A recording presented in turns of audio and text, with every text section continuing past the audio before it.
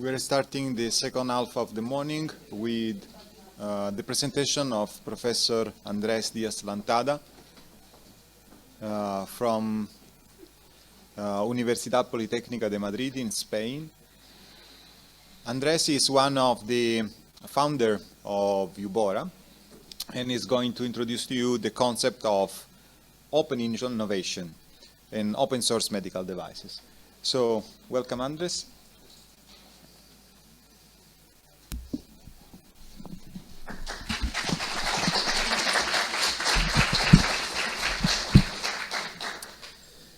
Hello, good morning. First of all, thanks to the organizers for having me here in this wonderful doctorate school.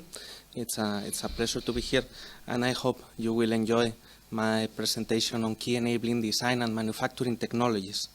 So it was great to have some previous presentations about the innovation process, to have examples of medical technologies, to see how the whole medical device life cycle takes process.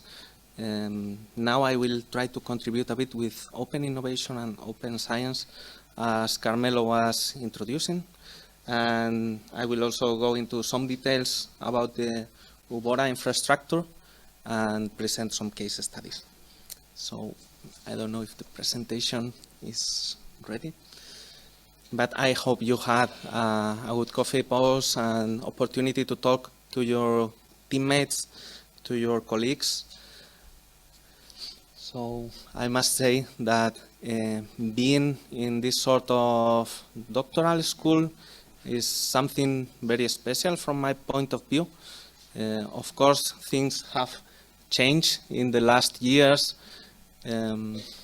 but how do we innovate technology?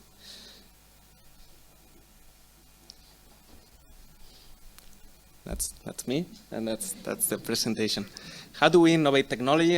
Important aspect. We have seen many aspects of innovation.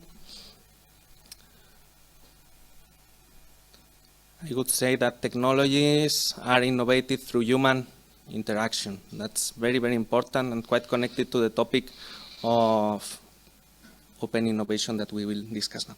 So here I have this wonderful instrument. Okay. Yeah. So that's the scheme that I already presented.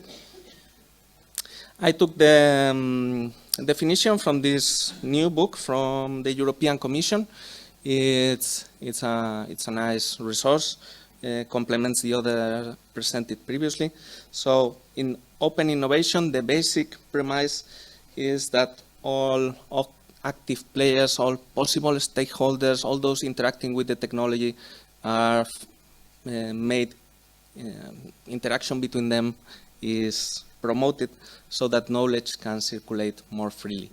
In previous presentation, you had that if you don't have an expertise, please search an expert for that. I guess this is very important. Companies, universities, many entities have discovered that if they stay alone with their own innovation power, this is not enough because the world is changing very rapidly. Many emergent technologies are being continuously developed, and in many cases the input to the innovation process is beyond the frontiers of the actual universities, departments, and so on. So innovation cannot be seen as an isolated process. You cannot work alone with your own team. You need input from outside. This is very important. This is how or what open innovation is about. Bringing ideas from out of your context. How can we do this? For example, in some universities and also in some companies, design competitions can be launched. In other cases, perhaps you know some online resources like Innocentive, which puts into the website different topics. Companies are paying or giving awards to solvers for technological problems so that they can receive innovations from outside. From the biomedical multinationals, I know about this Medtronic Eureka program is something like that. Medtronic tries to find new ideas from experts abroad, from even students. So if you have an idea, you just can propose it to these colleagues from Medtronic, and if they like it, they will fund it. They may involve you in the company. I don't know, there are many schemes. I tried a couple of times. I did not get the support, but that's okay. We got the support through the options. So for innovating during the PhD, I guess contact with your colleagues, with colleagues from other universities, networking, in the case of biomedical technologies, interacting with the patients, with the healthcare professionals, it's fundamental.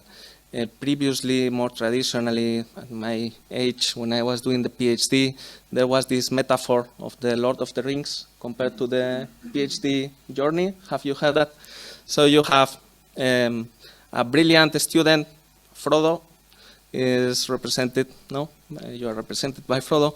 And then a wise professor represented by Gandalf comes with this little ring, which is the PhD topic, and says you have to destroy the ring, so you have to perform the PhD thesis. And then Gandalf disappears, Frodo does the journey, destroys the rings, and it's a, emotionally it may be a devastating process.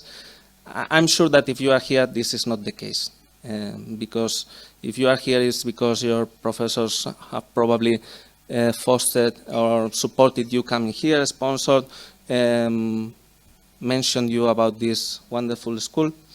But I have seen examples in all universities I know about this sort of metaphor being true. So with this, I would like to motivate you to take advantage of the opportunity that the organizers have prepared with this school to interact with your colleagues, to improve your network, to open your mind for better innovating. Open science is the other face of the coin. It's very related to open innovation. I am trying to pass the slide to check the definition. Doesn't work. Perhaps can you pass the slide for me? No? Okay, thank you very much. So open science is about sharing your results. As open innovation brings ideas from outside to your topic, with open science you bring your topic or your results to your colleagues. And this is very important in research, that we communicate what we are doing. This is very important already at the master's degree level, at the PhD level, because through communication, through opening your results, you may get more and more collaborators. I have lived through this process in these last decades, and by publishing the results, especially when they are opened, when the publication fees are sort of prepaid by the university so that anyone, or by the project, so that anyone can read them, I have seen that this is very fruitful to enlarge your network. Open science is also connected to open source technologies. You have a technology and you share the whole technology. You share the design, the software code, some ideas for purchasing and producing the hardware, and this applies, of course, to open source medical devices. We will see afterwards the actual definition of open source medical device. But in general, this sharing of results is very interesting. It does not need to be free. I mean, open science is not a free science. You can, of course, develop your technology, you can share your results, but make it profitable, win money, use this money for enlarging your impact, for expanding, for growing, for making your technology reach those who need it most, and this is, of course, necessary.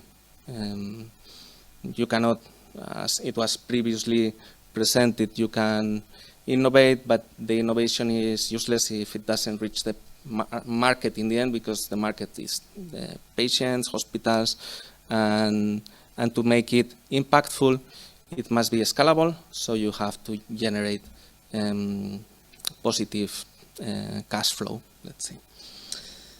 So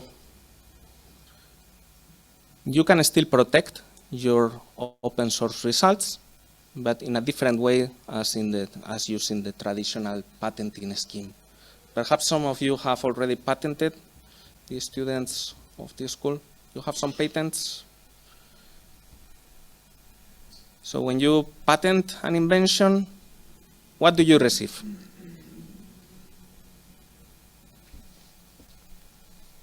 Please. You patent an invention, let's say a medical technology, what do you receive? In which sense what I received? The patent document, so you sign, it's a contract Yep. between you and the state.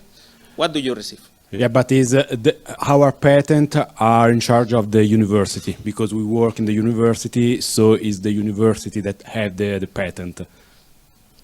Okay, but there will be, but in any case, what does the university receive? A sheet where say that we can commercialize this product and sell it in the country where we patent it. But you can commercialize it in a very special way. For 20 years you have? Oh yeah, of course. You have a monopoly. Yeah. Which is a legal monopoly, so you are the only one which has the right to sell this invention, this product, in your country or in the countries in which you have. Yeah, if we don't give it in licensing, yeah, of course. Yeah, that's it. What does the state receive? Because in a contract.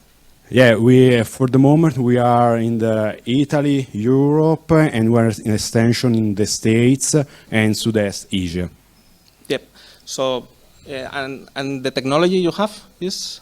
There are two patents by now. One is for postpartum hemorrhage, and the other one is a medical device for drug release in the back chamber of the eye. Okay. Thank you very much for sharing You're welcome. your results. So what the inventor receives is clear. It's like a monopoly, or the university receives the monopoly, and then typically it may license exclusively to the team of researchers that developed it. There are different ways of doing this. What the country receives, because when you have a contract and the patent is a contract, there are positive aspects for both parts. What the country receives is the explanation of the invention. So the patent document details the invention that you have achieved. And after 20 years, this is open and anyone can use that knowledge. However, it is true, I mean, conditions for granting a patent, it must be novel. So that's why before publishing anything, if you think it has potential for being patented, you can patent it. There are other ways of protecting the intellectual property, as we will see. It must have an industrial impact, it must solve a real problem, and it must be sufficiently described. So the document of the patent should have enough detail so that any expert in the matter could replicate the invention. However, most patents,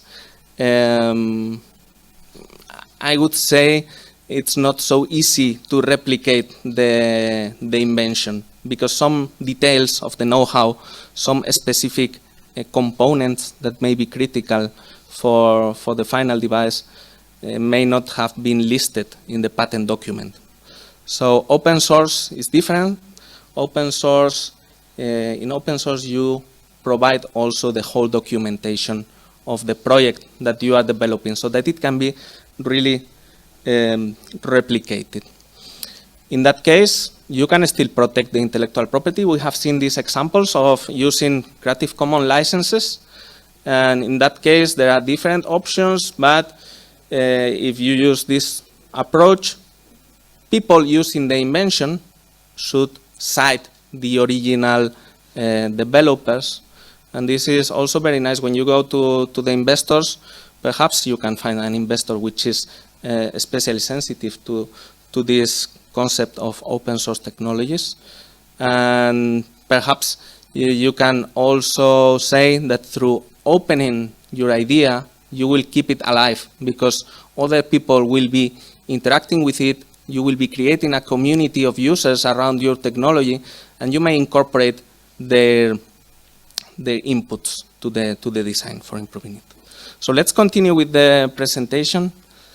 In the following slide, I guess I have the description of open source medical device. It was a definition developed within the UBORA project led by the University of Pisa with partners from Europe and Africa, in which together we developed this wonderful environment, the UBORA platform and the related community. For really explaining what an open source medical device is, in the end the definition was a bit large, but I would say that the key aspect is that it is a medical device solving a healthcare problem, typically doing the 4 actions that medical devices can do: prevention, diagnosis, therapy, and monitoring. But in a specific way, these are developed and all the development documentation is shared. So you share the description, the components used for creating the device, the list of elements, the diagrams, the CAD models in case you are manufacturing the parts, so that users have all the information of the product development. The main idea behind this is that if you are able to involve users in the development process, if this process is open, if you are completely transparent with the technology you are developing, the users may find perhaps some bugs in the software and may advise you, hey, this is not working properly in this specific situation. So with the input, you can reformulate the device, you can actualize it, and you can incorporate progressive improvements. Fair data principles are proposed for this kind of device. Fair principles, when opening scientific results, means or goes for findable. There may be a place in which you can find the device and easily find the technology that you are targeting. They must be accessible so that you can download easily the documentation without the website demanding for many things like register here and provide a bank account and this sort of things. No, accessible means that you can really access it and download them. Interoperable is connected to using the adequate formats following some standards for software development or for computer-aided design, so that other colleagues can operate it. And reusability is that the documentation you have can be reused for incorporating new devices. So I think it's a nice definition. And let's continue with a couple of examples. Let me check. Yep.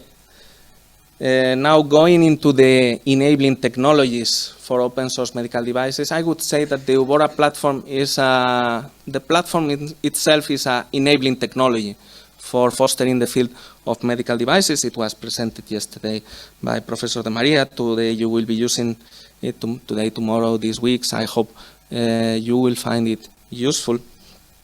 It is developed following this CDIO scheme from conceive, design, implement, operate, somehow connected also to engineering design methodologies, the more classical ones or modern ones. Design thinking is also somehow follows this sort of steps in which you conceive, then design rapidly, implement and test, and then you can do the cycle again.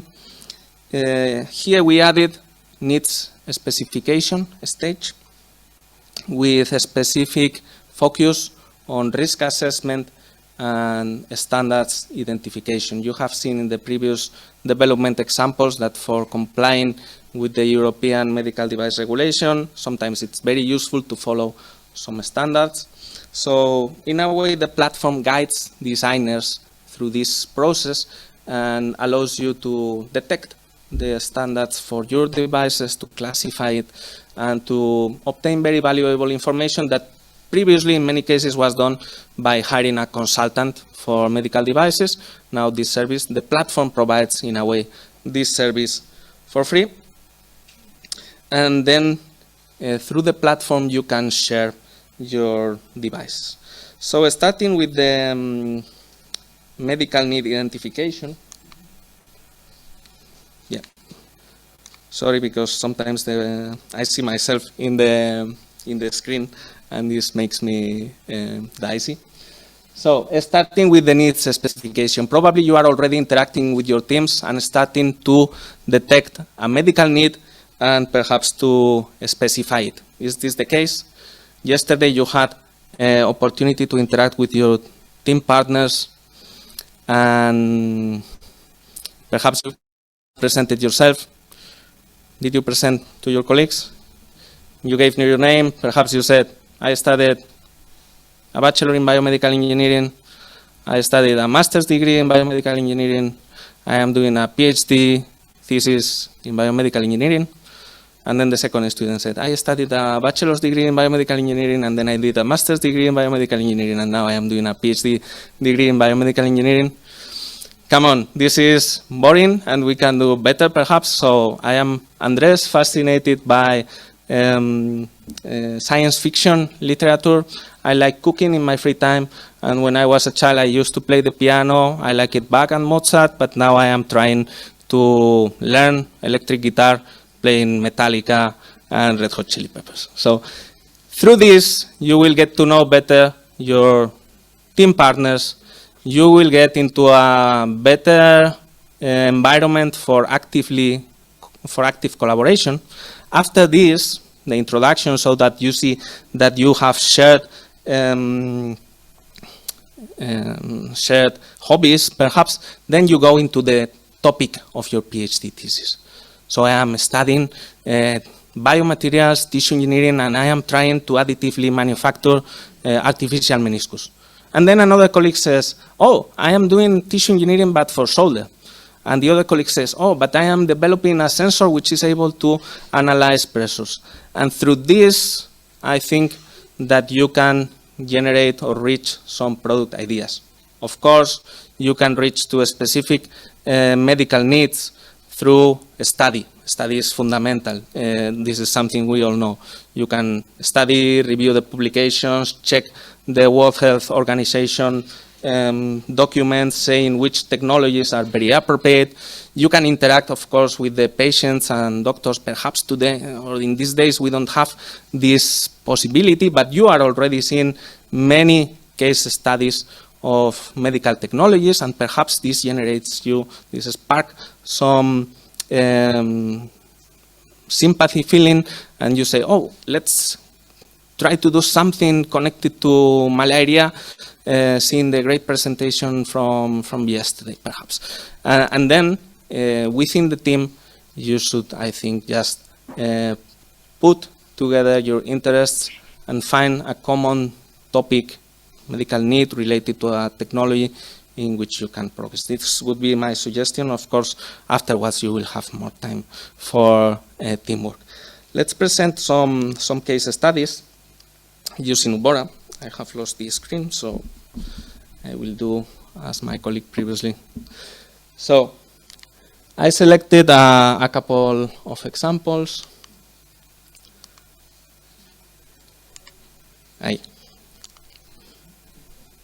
Okay, let's start with the medical passport. I have selected them. You may say, okay, this is an open source technology, did not reach the patients, but it still is useful, even if the technologies that you will develop these days and you will register them, perhaps in UBORA as ideas, concepts, even if we don't have time for reaching patients in just 1 week, perhaps these shared ideas generate some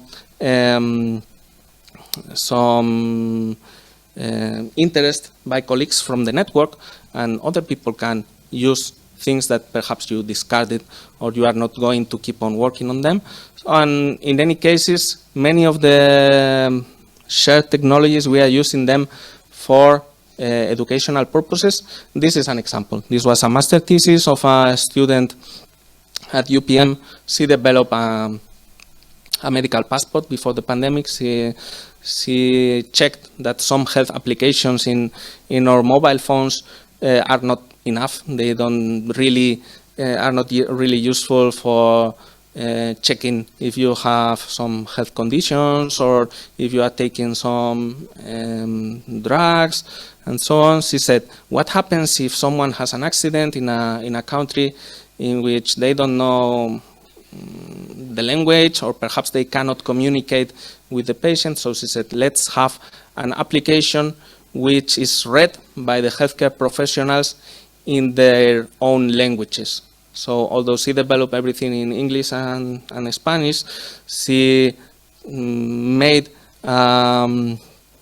protocol so that it could be translated into the actual language of the smartphone, and she incorporated many things like allergies, healthcare conditions, many useful aspects that you could have in your healthcare passport. Of course, there are many aspects, including privacy privacy of data that she took into account. And the very good thing of this UBORA platform, this guided process, this biomedical engineering design methodology, is that, for example, in my case, that I am a mechanical engineer and don't know much about the exact software tools that Andrea was using for developing this technology. The process I applied was exactly the same for a processes, for a software, and this guided process, in a way, makes me, I hope, a good mentor, both for a software development as for a prosthetic implant, let's say. In this other example, this was from the UBORA Design School in Pisa. It was also a very successful and fruitful environment. And in just 1 week, students were able to conceive products, to engineer them reaching prototypes. In this case, it's a modular finger splint. Perhaps it's not the most useful or relevant medical need in the world, of course not. But through the engineering of this very simple device, the students were able to interact with device design technologies, with rapid prototyping tools. They could even simulate the injection molding process, and they reached, of course, they started with the classification of the device, the detection of relevant standards, and they reached even this, let's say, not the marking stage, but the documentation for having a commercial, a technical dossier, sorry, according to this ISO standard 13485. This commercial and this technical dossier would be a first step towards CE marking and commercialization. With this dossier, you could start interacting with the notified body that will evaluate your product.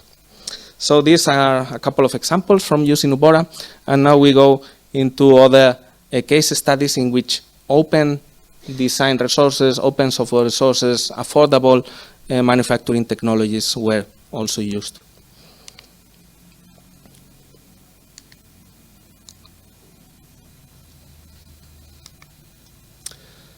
Okay, here you can see that there are many different design manufacturing technologies that you can employ for developing open source medical devices, for developing healthcare technologies in an affordable way.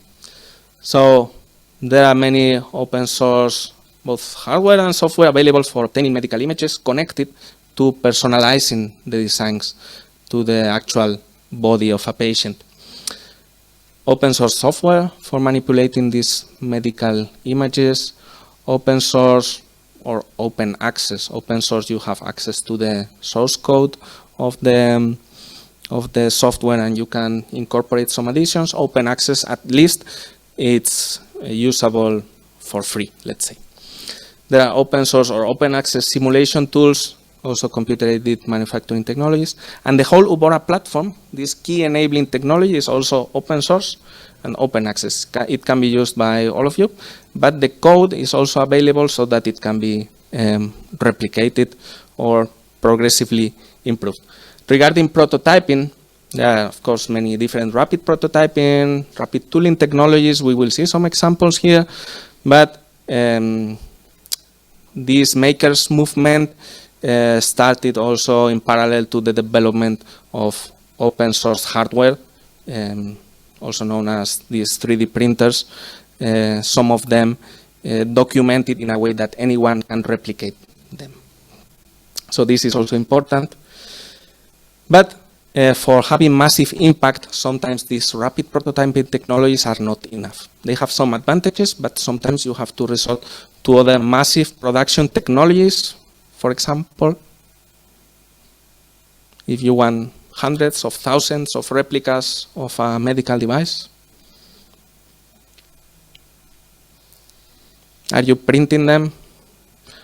Not usually. If they are very, very tiny and with very complex features, perhaps you could use some high-performance additive manufacturing technologies, but normally you shift to other production technologies, for example, injection molding, extrusion, casting, stamping, and some more traditional industrial technologies.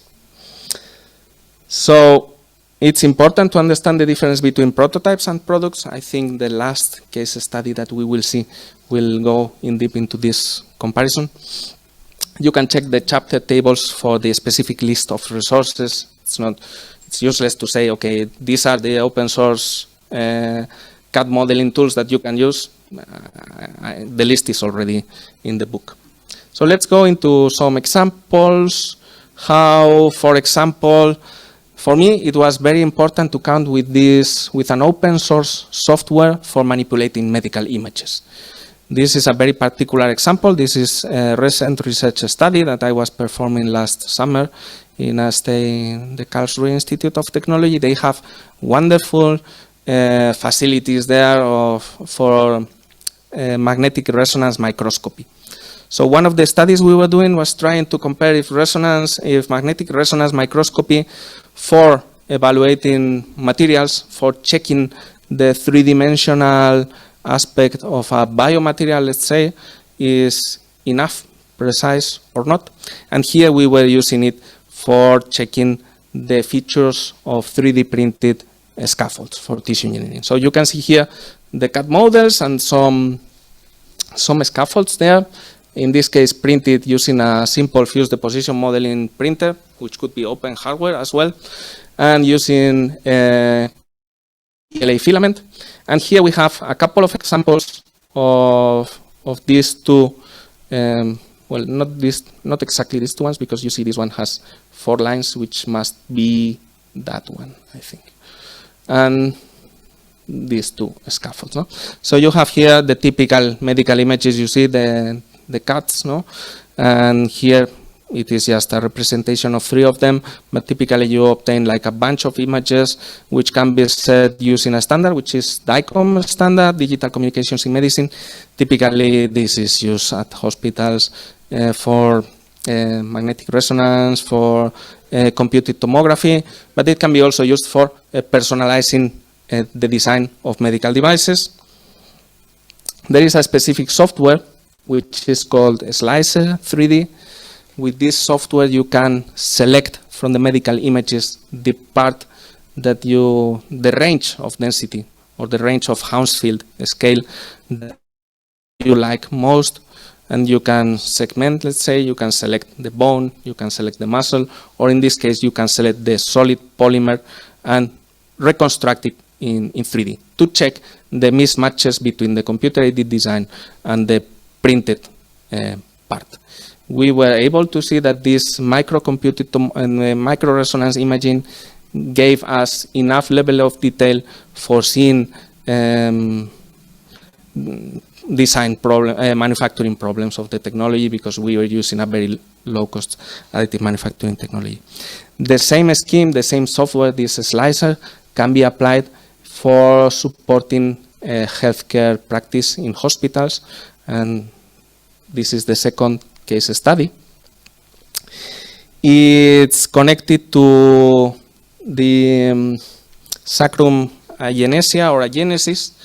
It's a rare pathology in which during the development of the fetus, the lower part of the spine is not adequately developed, and this is normally accompanied by a lack of mobility, in some cases a lack of control of sphincters, and it's a pathology that the current gold standard is using this electrostimulator. You may see this is the battery, very similar to the three-dimensional aspect of the battery of a pacemaker. And then you have this electrode that goes through these holes of the sacrum and connects or goes closely to the nerve and stimulates it. And apparently the patients recover, it has good chances of improving the condition of the patient. However, as the sacrum of these patients is atypical, the surgery is not so simple because they don't have, surgeons are not seeing the typical feature of a sacrum, so each patient has a different one. In many cases, they have to perform tomography during the surgery intervention so as to see that the electrode is being inserted through the adequate hole and that it can reach through the bone, that it can reach the nerves. And this gives radiation to the patient. In some cases, you have to repeat 3 or 4 tomographies during the whole intervention. This gives radiation to the healthcare professionals. So they wanted to have a surgical training model. In fact, first applications of additive manufacturing to the medical field were more connected to surgical planning, surgical training, because you could even use materials which were not needed to be compatible with the human body because they would not be implanted. Progressively, as the field of additive manufacturing evolved and improved materials, medical grade materials leading to biocompatible devices were developed, then of course now you have customized medical implants fabricated by additive manufacturing, but the origins were in surgical training and surgical planning. So using open source software, for us it was possible to, again, a slicer 3D, it was able to detect, to select the bone of the patient and then to print it using this low-cost additive manufacturing technology, use the position modeling and using laser lithography. Then this was the idea. You could insert the electrodes through the different holes and the surgeons could study or prepare the surgery in advance. You can check the details in the publication. It was done in parallel with surgeons from Hospital La Paz in Madrid. It's a very nice university hospital. And for us, it was also a very good opportunity to interact with healthcare professionals, which is fundamental. Other case study, we can use other tools for personalizing designs for users, for improving ergonomics, for improving usability. In this case study, we were developing some splints for the arm, for the forearm, and comparing a couple of options. You can use the Microsoft Kinect, which is a sort of camera that you can use for playing video games, and the camera registers your movements and you can see yourself playing tennis inside of your TV. The software developers developed this Kinect, Scanect software, which can use that input for reconstructing three-dimensionally the geometry of a user for personalized design purposes. There are other options, which is using photogrammetry. So you can use different pictures taken just with a simple smartphone and with a specific app that is able to reconstruct in 3D a person. So in this study, we compared the photogrammetry and the Microsoft Kinect for obtaining the geometry of a simulated patient, in this case our student Javier was there, like we were trying to digitalize his forearm. Then we used an open access software for designing these forearm splints.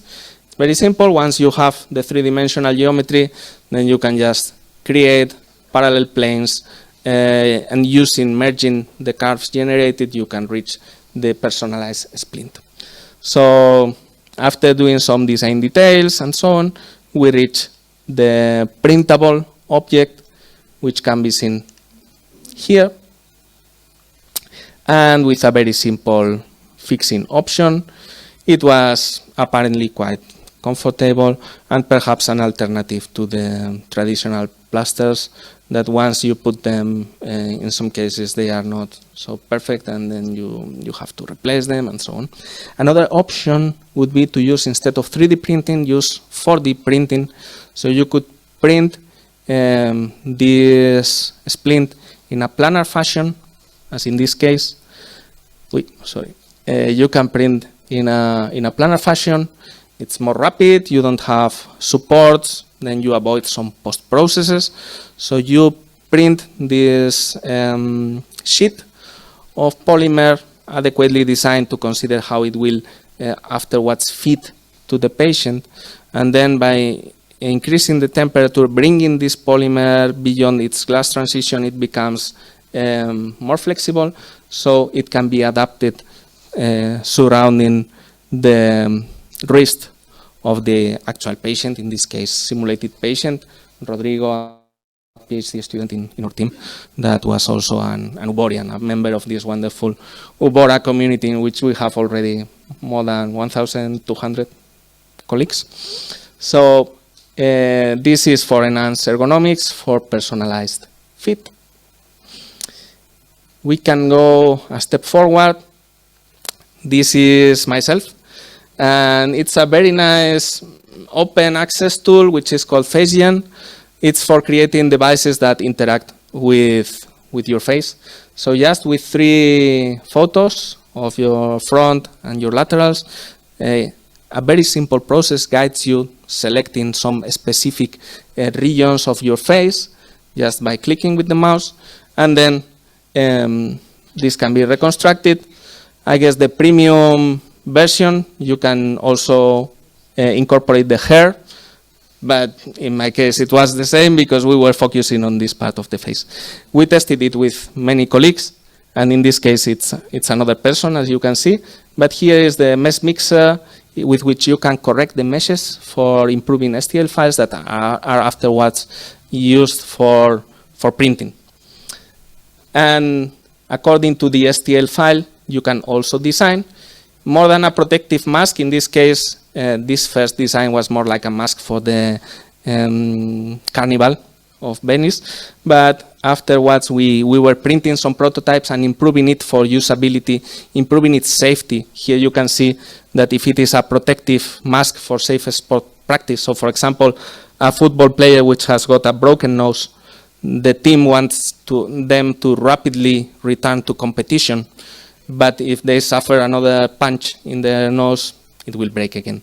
So you have seen probably some football players or basketball players also wearing this kind of masks, which don't have this design because this is very close to the eyes. So when we perform the failure modes and effects analysis, which is one of the options recommended by this ISO standard for risk management, we said, what happens if the mask touches the eye?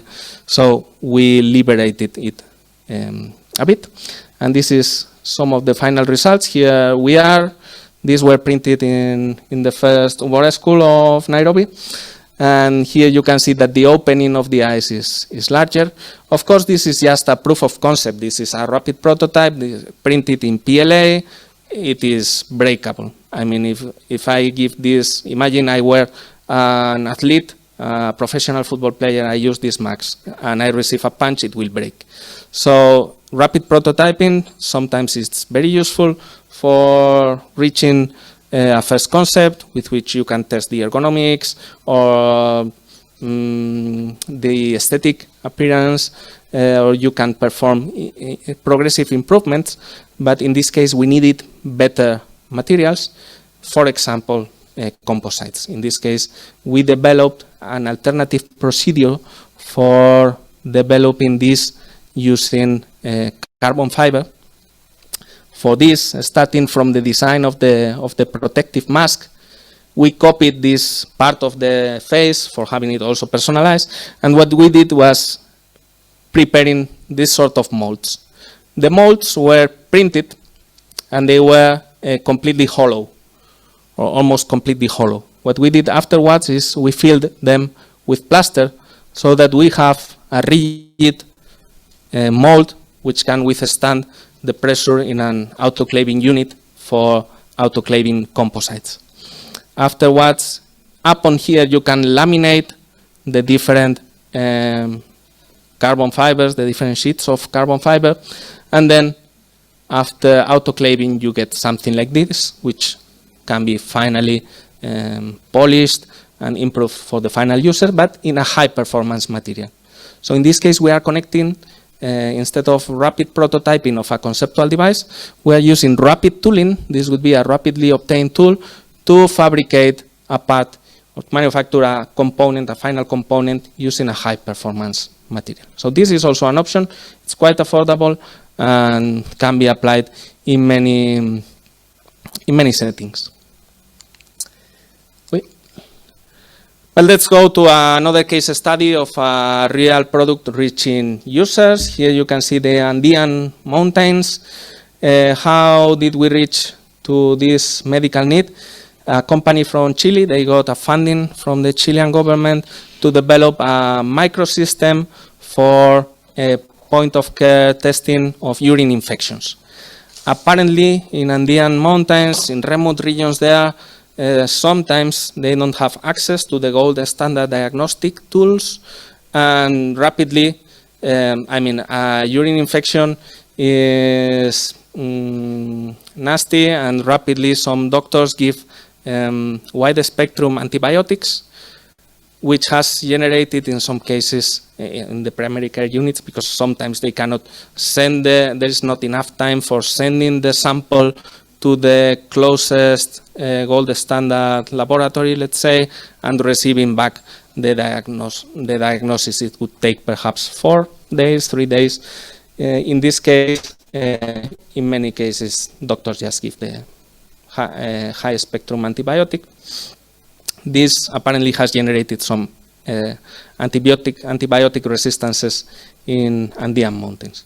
So they said, would be able to have in the point of care something similar to the gold standard, but which can be manipulated or used in the primary care units by perhaps even not doctors or by just trained healthcare professionals, perhaps not doctors, and using or having a color indicator that would advertise the healthcare professional in the primary care unit about the antibiotic that is adequate for the patient. That was the goal to reach. And ideally, it should be even faster than the actual gold standard.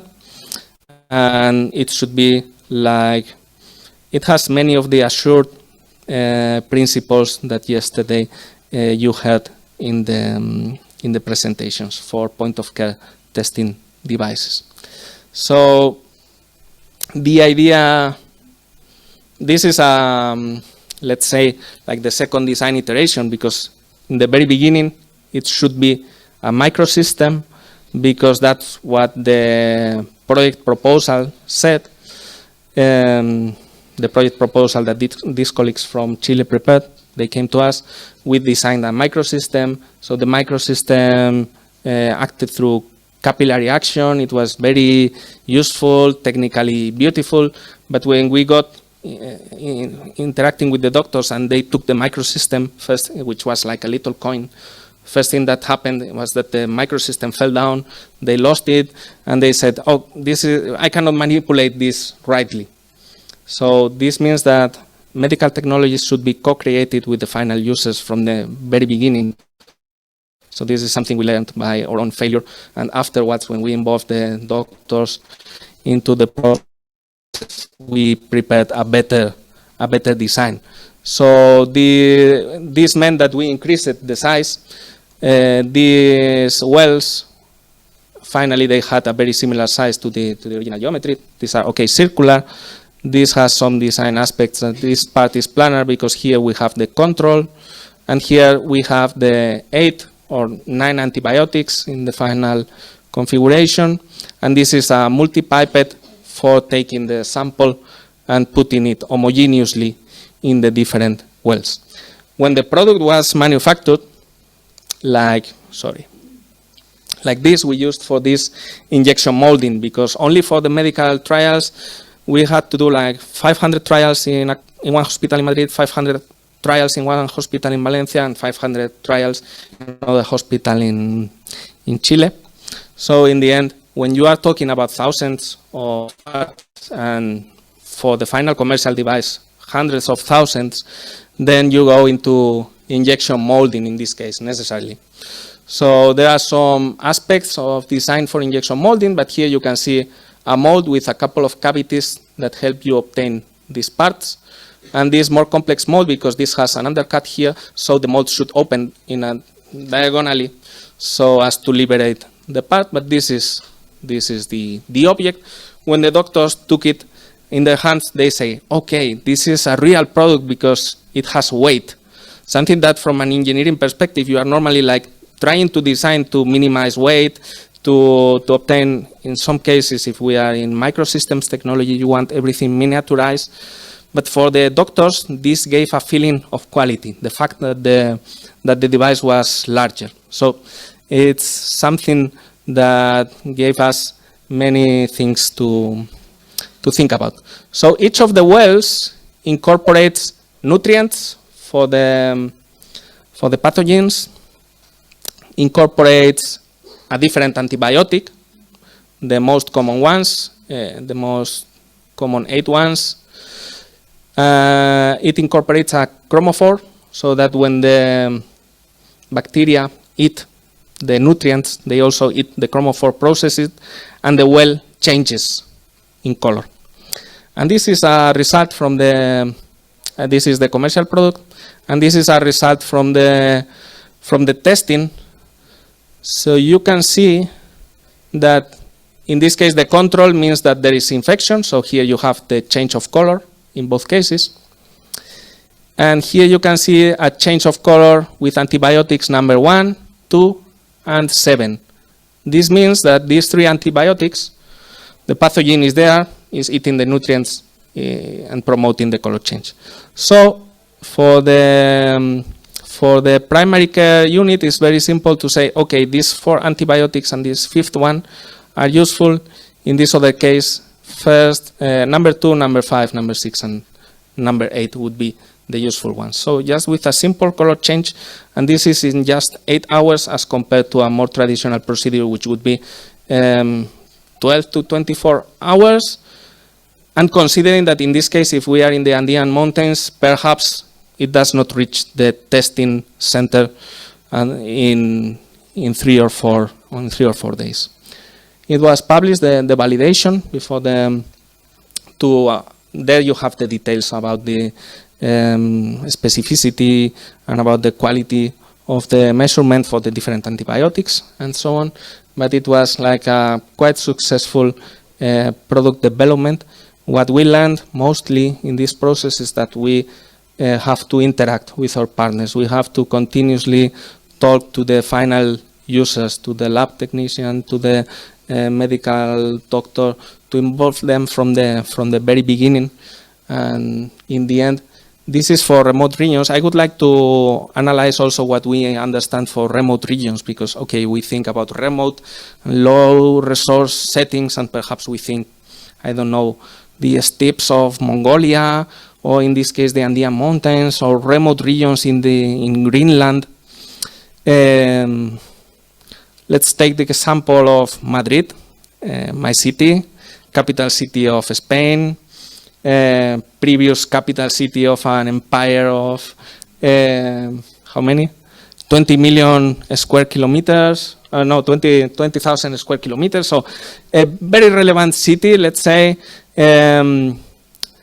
The politicians of Madrid were like very, very proud of the healthcare system in Madrid, although they had been undermining it for the last 20 years with their policies. Consider the pandemic. At the very beginning of the pandemic, suddenly, in a couple of weeks, Madrid became a very low and resource setting. The house of my parents in my neighborhood was a real remote location. So sometimes I feel that everywhere may be a low resource and remote setting. In this case, the example of Madrid is very clear. Perhaps you remember at the very beginning of the pandemic, I remember brother countries from the European Union, especially northern countries at that moment, at the very beginning, especially Italy and Spain were suffering the most.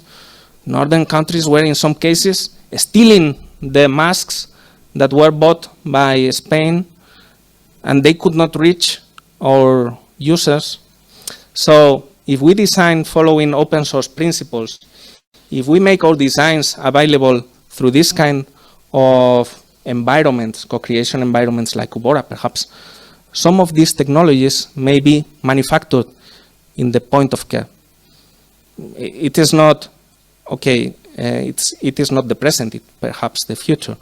But you may download from the cloud your design and perhaps in the future print it at home. I have said that, okay, printing nowadays is mostly for prototyping. There are, of course, some medical devices that are 3D printed. They are normally mass produced using other technologies, but perhaps we have a future in which you can directly download from the cloud the design and print it at home. This would be point-of-care manufacturing as a complement to point-of-care testing and as a complement to rapid responses to events that are completely unpredictable. Like having a city like Madrid now, arguably also with the best football team in the world, which I don't support, but historically it's like that, I cannot avoid this. But Madrid turning into a low resource setting, Madrid turning into a remote region. So if we together are able to reformulate the design procedures, manufacturing options, supply chain of the whole life cycle of innovative medical technologies, we will for sure change the future. And this is our shared dream of the UBORA project, platform, and community. UBORA is a new collaborative model in which medical technologies are developed instead of a top-down approach, a bottom-up process.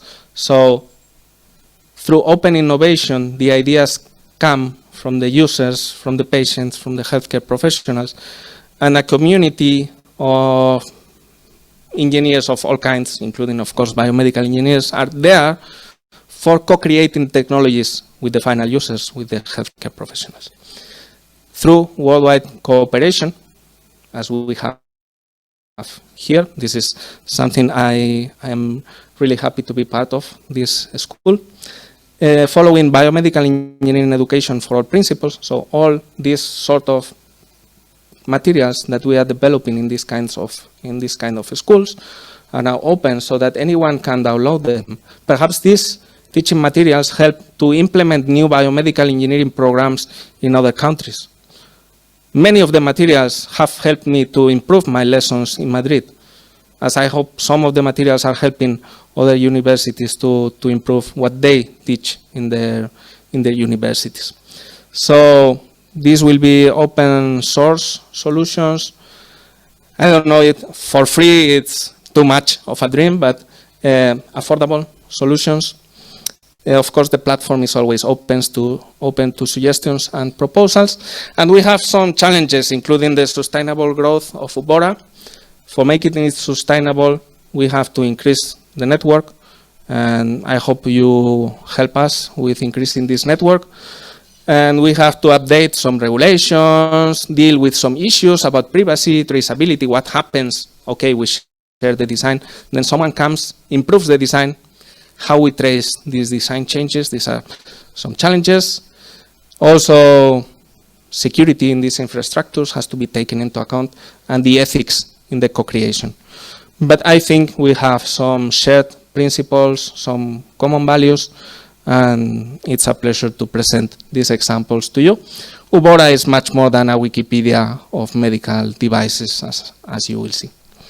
So thanks for your kind attention. If you have any questions, I am happy to try to answer them.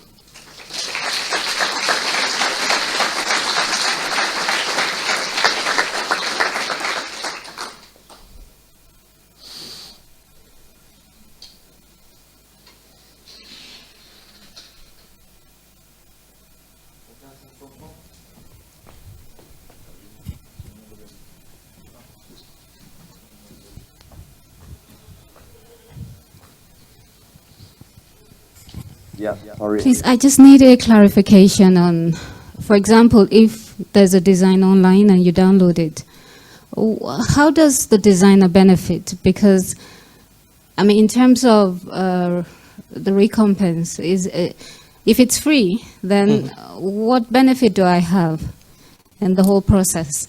So I can answer through some examples I have seen. There is, for example, this Vitalino, which is sort of, you know, these Arduino boards. Vitalino is an initiative from Portugal. Specifically, it's like an Arduino, but specifically for biomedical signals. So users of the Vitalino, they download the specification. They may find some errors, and they report them. So in a way, if this co-creation environment works ideally, this promotes error correction, which returns into enhanced safety and usability. But also, the users of these sort of tools, in the case of Vitalino, they have a community of users, and when they download it and use it, considering that it's very affordable, in some cases they also like to tell what they used the technology for, and many people that use these sort of technologies, when they find a new application, they say this can be also applied to this other problem, and these are shared also online in the website of Vitalino. Perhaps in the software world, it's also easier to understand. I am also a user, for example, of MATLAB. Sometimes I download software from the MathWorks community. When I find a problem in this software, or when I reach an improved version, I upload it and tell the colleagues. So I think these are aspects that are relevant. It helps you gain visibility also. And as I said, some investors maybe especially may have a special sympathy for open source developers, which is also maybe a source of future funding and so on. But mainly is through ideas generation, or through the finding of new applications for the technologies that you are sharing, and failure detection, let's say. That. Thank you. According to what I see.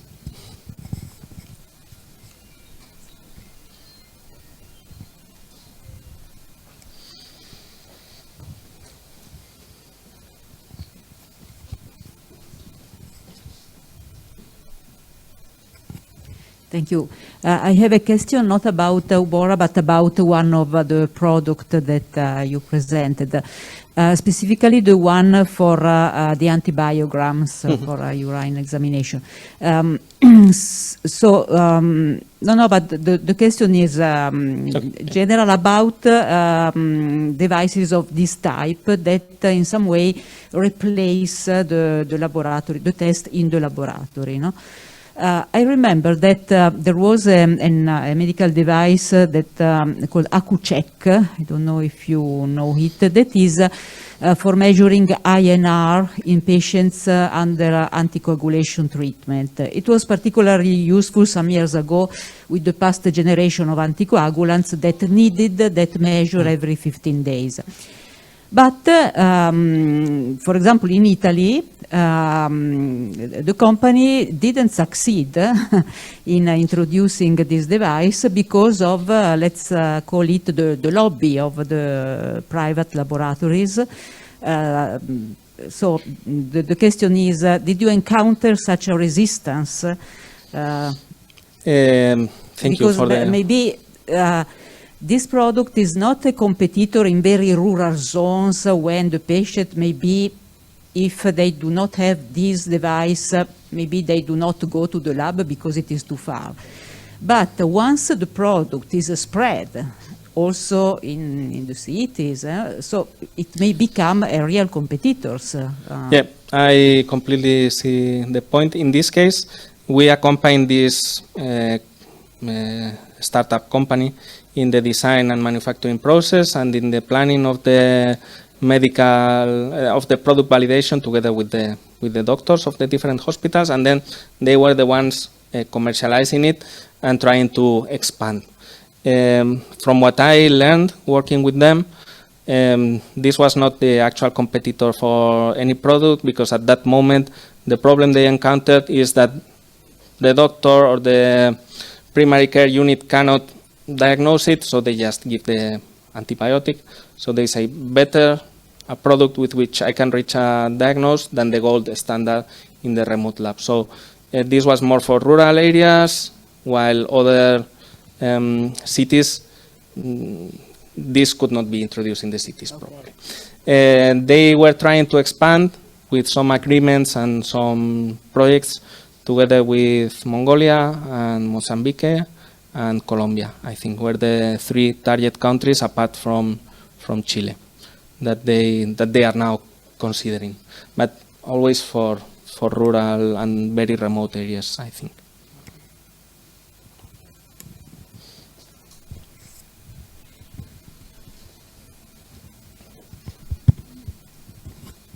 Hi, Professor. I have one question about the 4D printers. I wonder how it could be rapid than the 3D printers, since you have to put it on a planer and then control the parameters, say the temperature, to make it fit the 3D shape. Yep. Okay, so Rodrigo was struggling with the design for some time. He was taking measurements on his own arm to try to reach like a sort of systematization of the process. So some of these, for example, the position of these bars is related to the position of some parts, some specific parts of the anatomy, and this can be easily personalized. And then some of this was just designed with the help of mesh mixer, the holes for ergonomic purposes, and this was designed for the thumb. So at that moment he was just taking measurements on his own arm, but this can be systematized, let's say. Then the material is immersed into hot water. Depending on the material,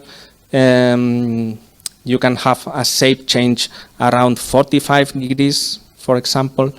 With this material at 45 degrees, you can put it and wrap it around the arm.